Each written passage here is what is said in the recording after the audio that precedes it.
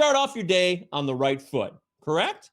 That's why you choose Rotofanatic.com's Quality Start. Welcome in. It's Friday, August 14th, 2020. Mookie Betts hit 3 home runs last night. It was awesome. Who doesn't love that? I love watching Mookie play. He's got that great smile. It's infectious.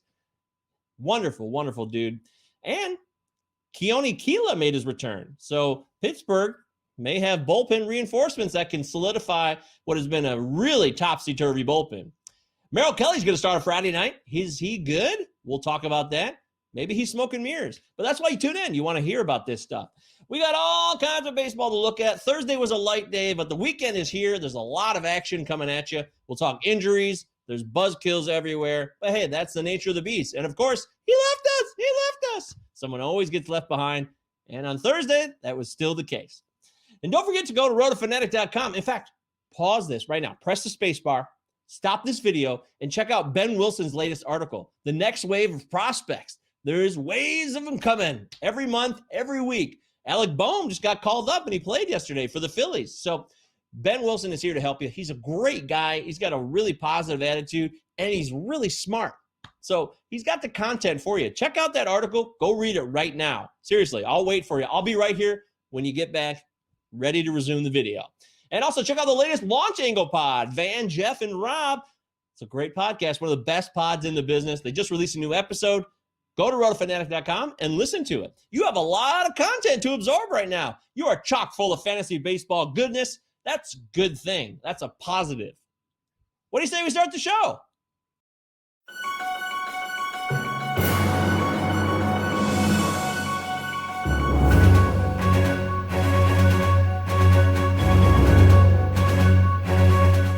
Sometimes there's a man, I won't say a hero, because what's a hero?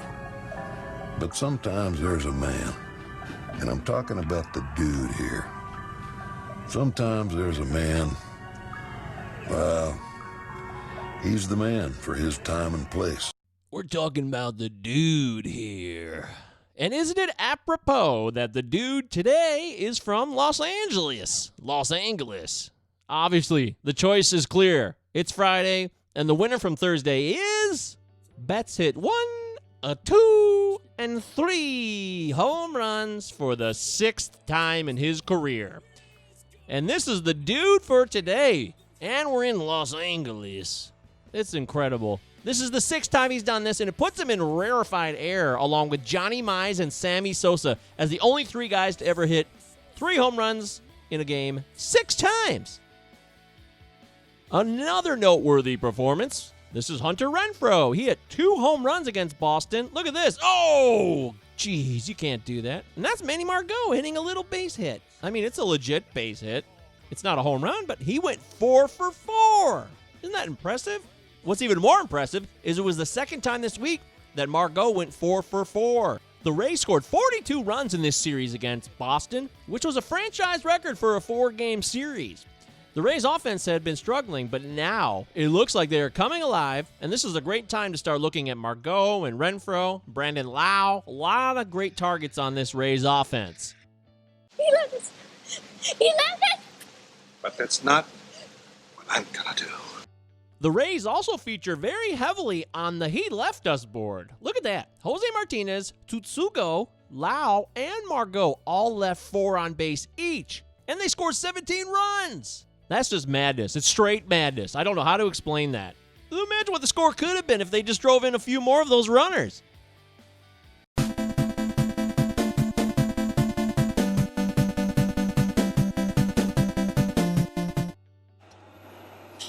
He lofts one out to left. Back goes McNeil to the warning track, and he made the catch. Oh, wow, what a play. Jeff McNeil, fully extended, hitting the wall hard. We'll see if he can get up, but oh man, what a play by McNeil to save 2 runs. Oh boy, I was texted by a friend about this injury when it happened, and I was like, oh no, I love Jeff McNeil. I'm heavily invested him in my fantasy leagues, so I was terrified. But fortunately, this is not as bad as it looks, and he's going to be okay long term. There's no major damage as far as we know. It just seems to be a nasty bone bruise, and he might miss the weekend series. but he should not be in any danger of a knee injury that'll ruin his season. Chris Bryant was scratched from the leadoff position on Thursday after this play on Wednesday against Cleveland where, you can tell he's wincing, doesn't feel great. Yeah, he's in pain. It's a wrist finger issue, and he was scratched Thursday just before game time when he was supposed to lead off and play left field. Nico Horner led off instead, so this weekend could be in doubt. Now, we don't know that for sure, but he is definitely day-to-day as of Friday morning. If you play in a league where you update your rosters twice a week on Mondays and Fridays, you might want to think about sitting him out for the Friday through Sunday portion of this week. In the good news category, Keone Kela strikes out Eugenio Suarez to end the game. And guess what? He's back. It's his first inning this season. I know it's got to feel good to be back on the diamond, but he might not feel as good if he takes a look at the current NL Central standings. Other points of emphasis when it comes to injuries around Major League Baseball.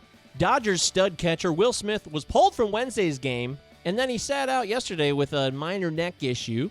Yoni Chirinos threw a bullpen session yesterday and could possibly return this Sunday. His fellow teammate Charlie Morton, who just went on the IL, is already throwing from 120 feet. So this is very positive for anybody who thought maybe Morton would be done for the year. Well, it's no weekend at Bernie's, but we do have your weekend breakdown, your weekend preview, whatever you want to call it. I couldn't think of a good name yet. If you have a good idea for me, hey, send it.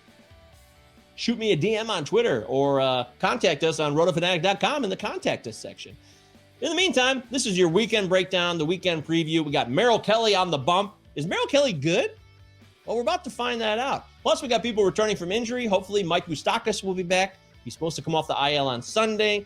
So let's take a look at a few things that you should focus on for Friday, Saturday, and Sunday.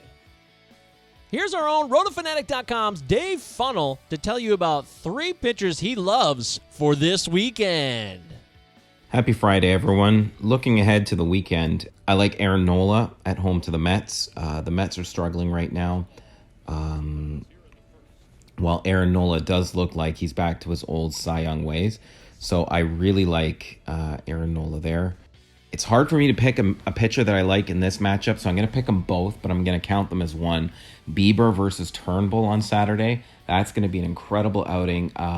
It'll be great to see Bieber look like his Cy Young self again, but it'll also be a big turning point if Turnbull can also come out and be Bieber-like. So I love that matchup. So I'm going to count that as just one that I like. And then the third pitcher that I really, really like is Jose Barrios at home to the Royals. I know the Royals' offense isn't as much of a cakewalk as some people think it is. They have turned it up lately, but they are K-likely. They are strikeout prone, and Barrios does, for some reason or another, pitch well at home. Thank you very much, Dave. Great stuff. Merrill Kelly, there he is right there. He plays for the Arizona Diamondbacks. This is him last Saturday against the Padres. Nice, look at that. He froze Trent Grisham on a strikeout. And then he would get Trent Grisham again later on a changeup. Look at that. Looking pretty silly. This looks promising. Is Merrill Kelly good? You may remember he came over from the KBO a couple years ago, was pretty unheralded, and then has shown flashes of brilliance at times. This was from Kelly's last start.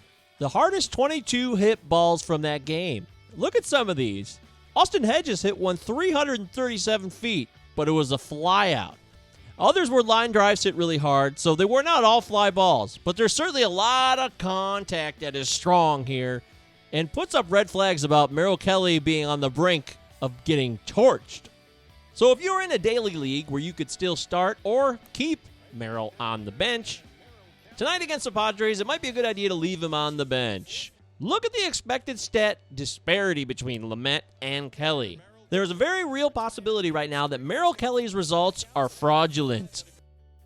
Now let's hear from Dave Funnel again, but this time, these are pitchers he does not like this weekend. And trust me, Dave knows what he's talking about. And don't forget, you can find his weekly article about who's streaking in both directions every Wednesday on Rotofanatic.com. As for Sunday, I'm going to offer you 3 pitchers that I really don't like. Julio Torrejon against the Dodgers.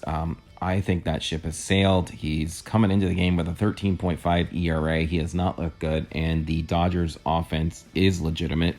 Sean Manaea is going to get lit up at the Giants. The Giants are playing with a chip on their shoulder. They have nothing to lose and everything to gain. Their offense in that spacious field looks great, so I think they're going to hit around Manaea a lot. And I also think that this is the time when we see John Lester fall.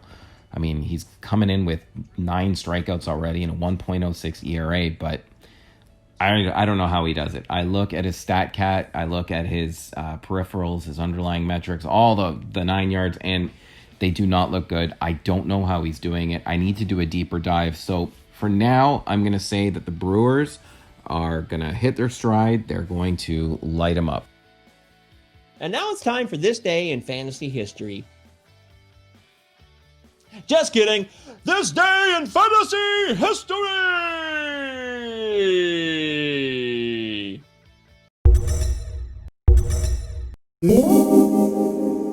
I love this day in fantasy history. And on this day, August 14th, we had 2. Count them, 2. Hey, Utah, give me 2. Give me 2. I love Gary Busey. He's the best. On this day, we had 2 cycles, 2008 and 2015. One of them was by Mark Kotsay for the Braves in 2008. And the second one was by a currently active Major League Baseball player. Any idea who it is? He did it for the Padres in 2015. And he still resides in the NL West, though for a different team in the division. Let's find out who it is right now. If you guessed Matt Kemp, then you guessed correctly. Matt Kemp hit a triple here at Coors Field, where he now resides as a player, and he got the cycle. Matt Kemp was an outstanding fantasy player for a minute in the early 2010s. But now he's just a serviceable guy that you could pick up once in a blue moon and fill the void with. The next 2 events both happened not only on the same day, August 14th, but in the same year, 2008. That's Mark Kotsay sliding in for a triple. That's Mark Kotsay hitting a home run. Goodbye, baseball. Well, the cycle was completed for Mark Kotsay on this date, just like Matt Kemp did, but it was 7 years earlier. Now follow along. Jim Thome hits a home run. Paul Konerko hits a home run. And Alexi Ramirez hits a home run. Finally, Juan Uribe hits a home run. That's 4 straight home runs that happened on the same day as Mark Kotsay's cycle, August 14th, 2008.